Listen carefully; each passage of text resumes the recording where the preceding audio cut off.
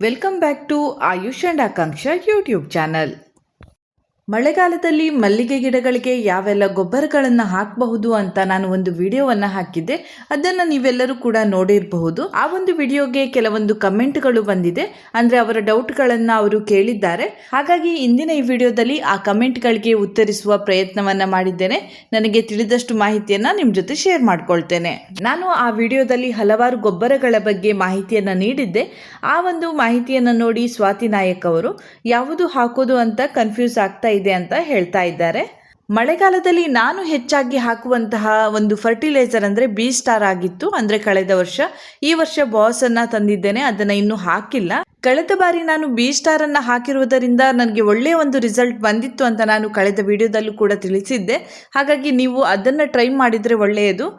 ಹಾಗೆ ನಾನು ಬೋನ್ ಮೀಲ್ ಪೌಡರನ್ನು ಹೇಳಿದ್ದೆ, ಅದು ಮಳೆಗಾಲದಲ್ಲಿ ಒಮ್ಮೆ ಮಾತ್ರ ಹಾಕಲಿಕ್ಕೆ, ಅಂದರೆ 2-3 ತಿಂಗಳಿಗೆ ಒಮ್ಮೆ ಮಾತ್ರ ಹಾಕಲಿಕ್ಕೆ.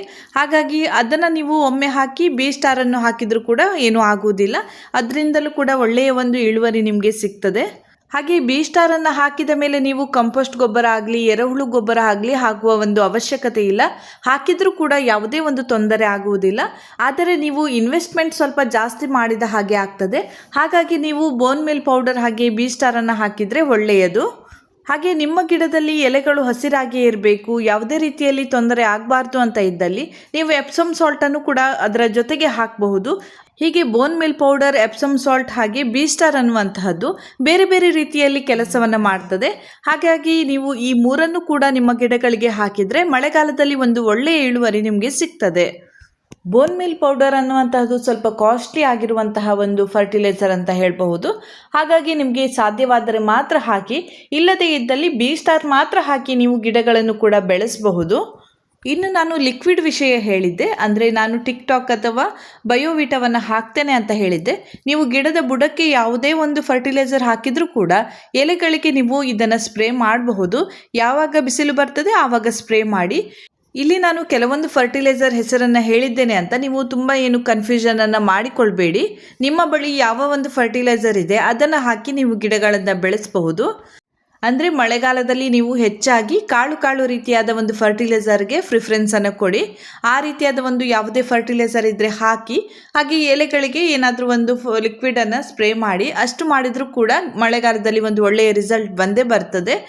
ಹಾಗೆಯೇ ನೀವು ಯಾವುದೇ ಫರ್ಟಿಲೈಸರ್ ಹಾಕಿದರೂ ಕೂಡ ಪ್ಲಾಸ್ಟಿಕ್ ಕವರನ್ನು ಹಾಕುವುದನ್ನು ಮರೆಯಬಾರ್ದು. ಮಳೆ ನೀರಿಗೆ ಅದು ಇಳಿದು ಹೋಗಬಾರ್ದು. ಹಾಗಾಗಿ ಅದನ್ನು ಒಂದು ನೆನಪಿಟ್ಟು ನೀವು ಫಾಲೋ ಮಾಡಿ. ಆಗ ನಿಮಗೆ ಒಳ್ಳೆಯ ಒಂದು ರಿಸಲ್ಟ್ ಬಂದೇ ಬರ್ತದೆ. ಇನ್ನು ನಿಮಗೆ ತಿಳಿದಿರಬಹುದು, ಹಿಂಡಿಯನ್ನು ಹಾಗೆ ದನದ ಸಗಣಿ ಗೊಬ್ಬರವನ್ನು ಮಳೆಗಾಲದಲ್ಲಿ ಗಿಡದ ಬುಡಕ್ಕೆ ಹಾಕಬೇಡಿ. ಇಷ್ಟನ್ನು ಮಾಡಿದರೆ ಸಾಕಾಗ್ತದೆ. ನೀವು ಯಾವ ಗೊಬ್ಬರವನ್ನು ಹಾಕಬೇಕು ಅಂತ ಕನ್ಫ್ಯೂಷನನ್ನು ಮಾಡಿಕೊಂಡು ನನಗೆ ಮೆಸೇಜನ್ನು ಮಾಡಿದ್ರಿ. ನಿಮ್ಮ ಒಂದು ಕನ್ಫ್ಯೂಷನ್ಗೆ ನಾನು ಕ್ಲಾರಿಟಿಯನ್ನು ಕೊಟ್ಟಿದ್ದೇನೆ ಅಂತ ಅಂದ್ಕೊಳ್ತೇನೆ. ಈಗ ನಾನು ಮುಂದಿನ ಒಂದು ಕಮೆಂಟನ್ನು ಓದ್ತೇನೆ. ಮಳೆಗಾಲದಲ್ಲಿ ಬೇವಿನ ಹಿಂಡಿ, ನೆಲಗಡಲೆ ಹಿಂಡಿ ಹಾಕಬಹುದಾ ಅಂತ ಕೇಳಿದ್ದಾರೆ. ನಾನು ಈಗ ತಾನೇ ಹೇಳಿದ್ದೇನೆ, ಹಿಂಡಿಯನ್ನು ಮಳೆಗಾಲದಲ್ಲಿ ಬಳಸಬಾರ್ದು ಅಂತ. ಆದರೆ ಬೇವಿನ ಹಿಂಡಿಯ ಪೌಡರ್ ಏನಾದರೂ ಇದ್ದರೆ ಅದನ್ನು ಬೇಕಾದರೆ ಸ್ವಲ್ಪ ಹಾಕಬಹುದು. ಆದರೆ ನೆಲಗಡಲೆ ಹಿಂಡಿ, ಹರಳಿಂಡಿ ಎಲ್ಲ ನೀವು ಮಳೆಗಾಲದಲ್ಲಿ ಹಾಕಲಿಕ್ಕೆ ಹೋಗಬೇಡಿ. ಅದರಿಂದ ಬೇರುಗಳು ಕೊಳೆಯುವಂತಹ ಚಾನ್ಸಸ್ ತುಂಬಾ ಇರ್ತದೆ. ಹಾಗಾಗಿ ಹಿಂಡಿಯನ್ನು ಸ್ವಲ್ಪ ಅವಾಯ್ಡ್ ಮಾಡಿ. ಬೇರೆ ಏನಾದರೂ ಗೊಬ್ಬರ ಇದ್ದರೆ ಅದನ್ನು ನೀವು ಹಾಕಬಹುದು. ಬೇರಿನಲ್ಲಿ ಯಾವುದೇ ರೀತಿಯಾದ ಒಂದು ಫಂಗಸ್ ರೀತಿ ಏನಾದರೂ ಬಂದರೆ ಬೇವಿನ ಹಿಂಡಿಯ ಪೌಡರನ್ನು ಹಾಕಿದಾಗ ಸ್ವಲ್ಪ ಕಡಿಮೆ ಆಗಬಹುದು ಅಂತ ಅಂದ್ಕೊಳ್ತೇನೆ. ಆದರೆ ಚಿಪ್ಸ್ ರೀತಿಯಾದ ಯಾವುದೇ ಒಂದು ಹಿಂಡಿಯನ್ನು ನೀವು ಡೈರೆಕ್ಟಾಗಿ ಹಾಕಲಿಕ್ಕೆ ಹೋಗಬೇಡಿ. ಅದು ಅಲ್ಲದೆ ನೀವು ನೀರಿನಲ್ಲಿ ನೆನೆಸಿ ಅದನ್ನು ಕೊಳೆಸಿ ಅದನ್ನು ನೀವು ಗಿಡಗಳಿಗೆ ಹಾಕಿದರೆ ಖಂಡಿತವಾಗಿಯೂ ನಿಮ್ಮ ಗಿಡಗಳನ್ನು ನೀವು ಕಳೆದುಕೊಳ್ಬೇಕಾಗ್ತದೆ. ಹಾಗಾಗಿ ಹಿಂಡಿಯನ್ನು ಸ್ವಲ್ಪ ಅವಾಯ್ಡ್ ಮಾಡಿ. ನಾನು ಆಗ ಹೇಳಿದೆ ಬೇವಿನ ಹಿಂಡಿಯ ಪೌಡರನ್ನು ಹಾಕಬಹುದು ಅಂತ. ಹೌದು, ಅದರಿಂದ ಯಾವುದಾದ್ರೂ ಒಂದು ಬೇರಿಗೆ ರೋಗ ಬಂದರೆ ಅದು ತಡೆಗಟ್ತದೆ. ಆದರೆ ಅದನ್ನು ಕೂಡ ಚಿಪ್ಸ್ ರೀತಿಯಲ್ಲಿ ಹಾಕಬೇಡಿ, ನೀರು ಮಾಡಿಯೂ ಕೂಡ ಹಾಕಬೇಡಿ. ಪೌಡರ್ ರೀತಿಯಲ್ಲಿ ಇದ್ದರೆ ಮಾತ್ರ ನೀವು ಗಿಡದ ಬುಡಕ್ಕೆ ಹಾಕಿ ನಂತರ ಮಣ್ಣನ್ನು ಮುಚ್ಚಬೇಕಾಗ್ತದೆ. ಹಾಗೆ ಮುಂದಿನ ಕಮೆಂಟನ್ನು ಓದ್ತಾ ಇದ್ದೇನೆ. ಇದರಲ್ಲಿ 3 ಪ್ರಶ್ನೆಗಳಿವೆ. ಬಿ ಸ್ಟಾರ್ ಅಂದರೆ NPK ಅಂತ ಕೇಳಿದ್ದಾರೆ. ಹಾಗೆ ಸುಫಲ ಹಾಕ್ಬೋದಾ ಇದರ ಬದಲು ರೈನಿ ಸೀಸನ್ಗೆ ಅಂತ ಕೇಳಿದ್ದಾರೆ. ಹಾಗೆ ಓನ್ಲಿ ಬಿಸಿಲು ಬಂದಾಗ ಅಷ್ಟೇ ಹಾಕಬೇಕಾ, ಮಳೆ ಬಂದಾಗ ಹಾಕಬಾರ್ದಾ ಅಂತಲೂ ಕೇಳಿದ್ದಾರೆ. ಮೊದಲಿಗೆ ಬಿ ಸ್ಟಾರ್ ಅಂದರೆ NPK ಅಂತ ಕೇಳಿದ್ರಿ. NPK ಅಂದರೆ ಬೇರೆ ಇರ್ತದೆ. ಇದು ಬಿ ಸ್ಟಾರ್ ಅಂದರೆ ಬ್ಲಾಕ್ ಸ್ಟಾರ್ ಅಂತ ಹೇಳ್ತಾರೆ ಕೆಲವು ಕಡೆ, ಇನ್ನು ಕೆಲವು ಕಡೆ ಬೇರೆ ಬೇರೆ ಒಂದು ಹೆಸರಲ್ಲಿ ಇರ್ತದೆ. ಆದರೆ ಬಿ ಸ್ಟಾರ್ ಮತ್ತು NPK ಒಂದೇ ಅಲ್ಲ, ಬೇರೆ ಬೇರೆ ಆಗಿರ್ತದೆ. ಹಾಗೆಯೇ ಸುಫಲ ಹಾಕಬಹುದು ಅಂತ ಕೇಳಿದ್ರಿ. ಸುಫಲವನ್ನು ಬೇಕಾದರೆ ಹಾಕಬಹುದು, ಆದರೆ ಗಿಡಗಳ ಒಂದು ಬಾಳಿಕೆ ಕಡಿಮೆ ಆಗ್ತದೆ ಅಂತ ಹೇಳ್ಬೋದು. ಒಂದು ಸಲ ಒಳ್ಳೆಯ ಒಂದು ಇಳುವರಿಯನ್ನು ನೀಡ್ತದೆ, ಆದರೆ ಮುಂದಿನ ದಿನಗಳಲ್ಲಿ ಇಳುವರಿ ಕಡಿಮೆ ಆಗ್ತಾ ಬರ್ತದೆ, ಗಿಡಗಳು ಹಾಳಾಗ್ತಾ ಬರ್ತದೆ. ಹಾಗಾಗಿ ನಾನು ಸುಫಲವನ್ನು ಹಾಕಿಲ್ಲ. ನೀವು ಬೇಕಾದರೆ ಹಾಕಬಹುದು, ಒಮ್ಮೆಲೆ ಒಳ್ಳೆಯ ಒಂದು ಇಳುವರಿ ಬಂದೇ ಬರ್ತದೆ. ನಿಮಗೆ ಈಗ ಇಳುವರಿ ಬೇಕು ಅಂತ ಇದ್ದಲ್ಲಿ ನೀವು ಅದನ್ನು ಹಾಕಬಹುದು. ನಿಮಗೆ ಗಿಡಗಳ ಬಾಳಿಕೆ ಒಳ್ಳೆ ಬರಬೇಕು ಅಂತ ಇದ್ದಲ್ಲಿ ಸುಫಲವನ್ನು ಸ್ವಲ್ಪ ನೀವು ಅವಾಯ್ಡ್ ಮಾಡಬೇಕಾಗ್ತದೆ. ಹಾಗೆಯೇ ಬಿಸಿಲು ಬಂದಾಗ ಮಾತ್ರ ಗೊಬ್ಬರ ಹಾಕಬೇಕಾ, ಮಳೆ ಬಂದಾಗ ಹಾಕಬಾರ್ದಾ ಅಂತ ಕೇಳಿದ್ರಿ. ಮಳೆಗಾಲ ಅಂದರೆ ಕಂಟಿನ್ಯೂಸ್ ಆಗಿ ಮಳೆ ಬರ್ತಾ ಇರ್ತದೆ. ಅದರ ನಡುವೆ ನಾವು ಗೊಬ್ಬರವನ್ನು ಹಾಕಿ ಅದಕ್ಕೆ ಪ್ಲಾಸ್ಟಿಕ್ ಶೀಟನ್ನು ಕವರ್ ಮಾಡಬೇಕಾಗ್ತದೆ. ಅದು ಯಾವ ರೀತಿ ಅಂತ ನಾನು ಮುಂದಿನ ದಿನಗಳಲ್ಲಿ ತೋರಿಸ್ತೇನೆ. ನಾನು ಯಾವಾಗ ಗೊಬ್ಬರ ಹಾಕಿ ಪ್ಲಾಸ್ಟಿಕ್ಕನ್ನು ಹಾಕ್ತೇನೆ ಆ ದಿನ ವಿಡಿಯೋ ಮಾಡಿ ನಿಮಗೆ ತೋರಿಸ್ತೇನೆ. ಹಾಗೆಯೇ ಸ್ಪ್ರೇ ಏನಾದರೂ ಮಾಡಲಿಕ್ಕೆ ಇದ್ದರೆ ನೀವು ಬಿಸಿಲು ಬಂದಾಗ ಮಾಡಿ, ಮಳೆ ಬಂದಾಗ ಆ ಸ್ಪ್ರೇಯನ್ನು ಮಾಡಬೇಡಿ. ಯಾಕಂದರೆ ಎಲೆಗಳ ಮೇಲೆ ನೀರು ಇದ್ದರೆ ನಾವು ಹಾಕುವಂತಹ ಸ್ಪ್ರೇ ತಾಗುವುದಿಲ್ಲ. ಹಾಗೆ ತಕ್ಷಣ ಮಳೆ ಬಂದರೂ ಕೂಡ ಅದು ವೇಸ್ಟ್ ಆಗ್ತದೆ. ಹಾಗಾಗಿ ಯಾವಾಗ ಬಿಸಿಲು ಬರ್ತದೆ ಆಗ ಸ್ಪ್ರೇ ಮಾಡಿ. ಗೊಬ್ಬರವನ್ನು ಹಾಕಬೇಕಾದ್ರೆ ಬಿಸಿಲು ಇರಲೇಬೇಕು ಅಂತ ಏನೂ ಇಲ್ಲ, ಯಾವಾಗ ಬೇಕಾದರೂ ಹಾಕಬಹುದು. ಹಾಗೆಯೇ ಈಗ ಮುಂದಿನ ಕಮೆಂಟನ್ನು ಓದ್ತೇನೆ. ಗಿಡ ಕಟ್ಟಿಂಗ್ ಮಾಡಬಹುದಾ ಅಂತ ಕೇಳಿದರು. ಇವರು ಗೊಬ್ಬರದ ವಿಷಯವಾಗಿ ಕೇಳಿಲ್ಲ, ಗಿಡದ ವಿಷಯವಾಗಿ ಕೇಳ್ತಾ ಇದ್ದಾರೆ.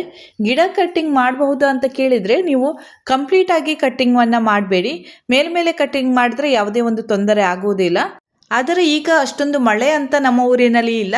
ಸ್ವಲ್ಪ ಹೊತ್ತು ಮಾತ್ರ ಮಳೆ ಬರ್ತದೆ, ಸ್ವಲ್ಪ ಹೊತ್ತು ಬಿಸಿಲು ಬರ್ತದೆ. ಅದು ಕೂಡ ಮಳೆ ಅಂದರೆ ಸ್ವಲ್ಪ ಕಡಿಮೆ ಪ್ರಮಾಣದಲ್ಲೇ ಬರ್ತಾ ಇದೆ, ತುಂಬ ಜೋರಾಗಿ ಏನು ಬರ್ತಾ ಇಲ್ಲ. ಈ ರೀತಿಯಾಗಿ ಮಳೆ ಇದ್ದಾಗ ನೀವು ಡೀಪ್ ಟ್ರಿಮ್ಮಿಂಗ್ ಬೇಕಾದರೂ ಮಾಡಬಹುದು. ಆದರೆ ಸಡನ್ನಾಗಿ ಜೋರಾಗಿ ಮಳೆ ಬಂದರೆ ಗಿಡಗಳು ಹಾಳಾಗುವ ಚಾನ್ಸಸ್ ಇರ್ತದೆ. ಹಾಗಾಗಿ ಸ್ವಲ್ಪ ಜಾಗ್ರತೆ ಮಾಡಿ ಸ್ವಲ್ಪ ಮೇಲೆ ಮೇಲೆ ಕಟ್ ಮಾಡಿದರೆ ಒಳ್ಳೆಯದು. ಹಾಗೆ ಈಗ ನಾನು ಮುಂದಿನ ಕಮೆಂಟನ್ನು ಓದ್ತಾ ಇದ್ದೇನೆ. ನನಗೆ ನೀವು ತೋರಿಸಿದಂತಹ ಯಾವುದೇ ಗೊಬ್ಬರ ಸಿಗುವುದಿಲ್ಲ ಅಂತ ಅವರು ಹೇಳಿದ್ದಾರೆ. ನಾನು ಯಾವಾಗಲೂ ಹೇಳ್ತಾ ಇರ್ತೇನೆ, ಎಲ್ಲ ಊರಿನ ಫರ್ಟಿಲೈಸರ್ ಶಾಪ್ನಲ್ಲಿ ಒಂದೇ ರೀತಿಯಾದ ಫರ್ಟಿಲೈಸರ್ಗಳು ಸಿಗುವುದಿಲ್ಲ. ಬೇರೆ ಬೇರೆ ಬ್ರ್ಯಾಂಡ್ನಲ್ಲಿ ಇರ್ತದೆ, ಬೇರೆ ಬೇರೆ ಒಂದು ಕಂಪೆನಿದು ಇರ್ತದೆ. ನೀವು ಅಲ್ಲಿ ನೋಡಬೇಕು ಯಾವುದು ಕಾಳು ಕಾಳು ರೀತಿಯಲ್ಲಿ ಇದೆ ಅಂತ. ಆ ರೀತಿಯಾದ ಒಂದು ಫರ್ಟಿಲೈಸರನ್ನು ನೀವು ಮಳೆಗಾಲದಲ್ಲಿ ಚೂಸ್ ಮಾಡಬೇಕಾಗ್ತದೆ. ಅದರ ಹೆಸರು ಬೇರೆ ಬೇರೆ ಆಗಿರಬಹುದು, ಆದರೆ ನಿಮಗೆ ಅದು ಟೆಕ್ಸ್ಚರನ್ನು ನೋಡಿ ಅದು ಕಾಳು ಕಾಳು ರೀತಿಯಾದ ಒಂದು ಫರ್ಟಿಲೈಸರ್ ಆಗಿದ್ದರೆ ಅದನ್ನು ನೀವು ತಂದು ಗಿಡಗಳಿಗೆ ಹಾಕಬಹುದು. ನಾನು ಇಲ್ಲಿ ತೋರಿಸಿದಂತಹ ಹೆಸರಿನದ್ದೇ ಬೇಕು ಅಂತ ಏನೂ ಇಲ್ಲ. ನಾನು ಕೂಡ ನನಗೆ ಏನೂ ತಿಳಿಯದೆ ಫರ್ಟಿಲೈಸರ್ ಶಾಪ್ಗೆ ಹೋಗಿ ಕೇಳಿದ್ದೆ, ಅವರು ಅದನ್ನು ಕೊಡ್ತಾರೆ. ಅದೇ ರೀತಿಯಾಗಿ ನೀವು ನಿಮ್ಮ ಊರಿನ ಒಂದು ಫರ್ಟಿಲೈಸರ್ ಶಾಪ್ಗೆ ಹೋಗಿ ಕೇಳಿ, ಅವರು ನಿಮಗೆ ಸಜೆಸ್ಟ್ ಮಾಡ್ತಾರೆ. ನಿಮಗೆ ಇಲ್ಲಿ ಬಿ ಸ್ಟಾರ್ ಅಥವಾ ಬಾಸ್ ಸಿಗದೇ ಇದ್ದಾಗ ನೀವು ಆನ್ಲೈನ್ ಮುಖಾಂತರ ಎರೆಹುಳು ಗೊಬ್ಬರ ಅಥವಾ ಕಾಂಪೋಸ್ಟ್ ಗೊಬ್ಬರವನ್ನು ತರಿಸಿ ಅದನ್ನು ಕೂಡ ನೀವು ಗಿಡಗಳಿಗೆ ಹಾಕಬಹುದು. ಹಾಗೆ ಬೋನ್ ಮಿಲ್ ಪೌಡರ್ ಹಾಗೆ ಎಪ್ಸಮ್ ಸಾಲ್ಟ್ ಕೂಡ ಆನ್ಲೈನಲ್ಲಿ ಅವೈಲೇಬಲ್ ಇದೆ. ನೀವು ಬೇಕಾದರೆ ಅಲ್ಲಿ ಸರ್ಚ್ ಮಾಡಿ ನೀವು ಅದನ್ನು ಕೂಡ ಪರ್ಚೇಸ್ ಮಾಡಿ ಗಿಡಗಳಿಗೆ ಹಾಕಬಹುದು. ಕೆಲವೊಂದು ಫರ್ಟಿಲೈಸರ್ಗಳು ನಮ್ಮ ಫರ್ಟಿಲೈಸರ್ ಶಾಪ್ನಲ್ಲೇ ಸಿಗುತ್ತೆ ಅಂತ ಹೇಳಲಿಕ್ಕೆ ಆಗೋದಿಲ್ಲ. ನಾವು ಆನ್ಲೈನಲ್ಲೂ ಕೂಡ ಸರ್ಚ್ ಮಾಡಿ ಅದನ್ನು ಪರ್ಚೇಸ್ ಮಾಡಬೇಕಾಗ್ತದೆ. ಹಾಗೆ ನಾನು ಗಿಡಗಳ ಬೆಳವಣಿಗೆಗಾಗಿ ಹಾಗೆ ಹೂವಿಗಾಗಿ ಹಾಕುವಂತಹ ಟಿಕ್ಟಾಕ್ ಇರಬಹುದು, ಬಯೋವಿಟಾ ಇರಬಹುದು, ಆ ರೀತಿಯಾದ ಒಂದು ಲಿಕ್ವಿಡ್ಗಳು ಕೂಡ ಬೇರೆ ಬೇರೆ ಹೆಸರಿನಲ್ಲಿ ಬೇರೆ ಬೇರೆ ಫರ್ಟಿಲೈಸರ್ ಶಾಪ್ನಲ್ಲಿ ಸಿಗ್ತದೆ. ನಿಮ್ಮ ಊರಿನ ಫರ್ಟಿಲೈಸರ್ ಶಾಪ್ನಲ್ಲಿ ಯಾವ ಒಂದು ಲಿಕ್ವಿಡ್ ಸಿಗ್ತದೆ ಅದನ್ನೇ ತಂದು ನೀವು ಗಿಡಗಳಿಗೆ ಸ್ಪ್ರೇ ಮಾಡಬಹುದು. ಇದಿಷ್ಟು ನನ್ನ ಹಿಂದಿನ ವಿಡಿಯೋದಲ್ಲಿ ಬಂದಂತಹ ಕಮೆಂಟ್ಗಳು. ಅದಕ್ಕೆ ನನಗೆ ಸಾಧ್ಯವಾದಷ್ಟು ಆನ್ಸರನ್ನು ಮಾಡಿದ್ದೇನೆ. ಇಲ್ಲಿಗೆ ಇಂದಿನ ಈ ವಿಡಿಯೋವನ್ನು ನಾನು ಮುಗಿಸ್ತಾ ಇದ್ದೇನೆ. ಮುಂದಿನ ವಿಡಿಯೋದೊಂದಿಗೆ ಮತ್ತೆ ಭೇಟಿ ಆಗ್ತೇನೆ. ನನ್ನ ಈ ವಿಡಿಯೋ ಇಷ್ಟ ಆದರೆ ಲೈಕ್ ಮಾಡಿ, ಶೇರ್ ಮಾಡಿ, ಹಾಗೆಯೇ ಸಬ್ಸ್ಕ್ರೈಬ್ ಮಾಡೋದನ್ನು ಮರಿಬೇಡಿ.